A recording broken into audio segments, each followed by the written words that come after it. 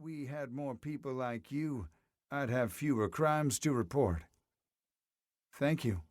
Jimmy wanted to believe Felix's high regard would remain intact, but he was afraid. There was a reason he was 26 years old with no best friends to call his own besides his mother and grandmother. He'd been a sickly kid who'd had to spend a lot of time indoors.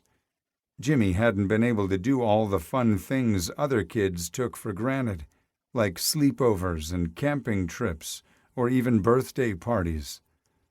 By the time he reached middle school, Jimmy had been far behind socially. The kids hadn't bullied him. It was so much worse. Jimmy felt like his classmates weren't even aware of his existence.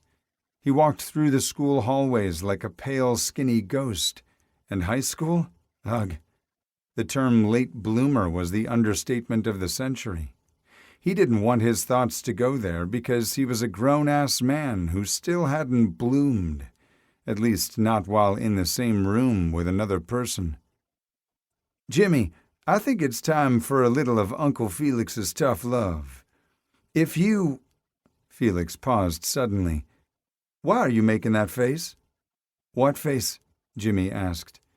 Felix screwed up his handsome features to form a cartoonish mashup of disgust and disbelief. Jimmy was sure he'd never made such a face in his lifetime. Hell, he hadn't been aware a person could even make that expression. It was hard to take his mentor seriously when he looked so ridiculous. Laughing, Jimmy said, "Knock it off. So maybe I exaggerated a little, but you were completely grossed out by something I said." Felix's eyes widened. It was the Uncle Felix part. Since he was hyper-focusing, Jimmy felt his facial features shift as if on cue. Felix lifted his phone and quickly snapped a picture. Jimmy groaned. "What are you doing?" "Aha!" Felix said, flipping the phone around so Jimmy could see the picture he'd taken. "Tell me I was wrong." The picture clearly depicted Jimmy cringing, but it was nothing like the expression Felix had made. He could argue with the man, or he could get on with the boot camp lesson. They had a staff meeting in 30 minutes, and arguing with Felix could easily last all day. "I guess I find the term kind of creepy," Jimmy admitted, but wouldn't confess it was because of the uncle porn he'd watched on his tablet the previous night.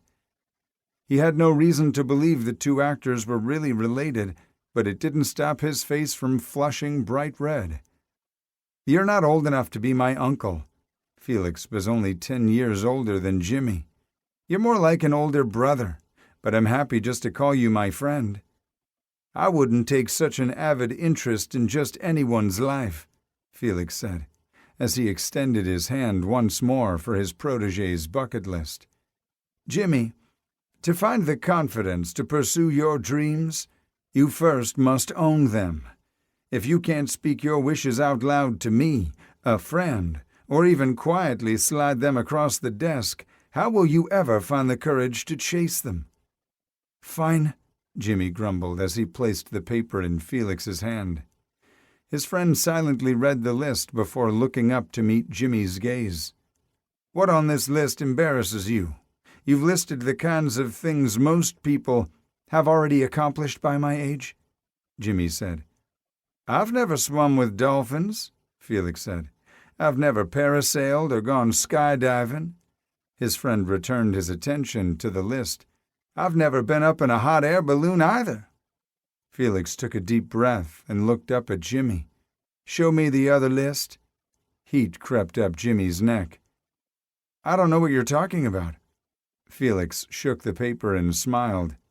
"There's not a single thing on this list to make a person turn that shade of pink. What do you call it, fuchsia?" Felix shook his head.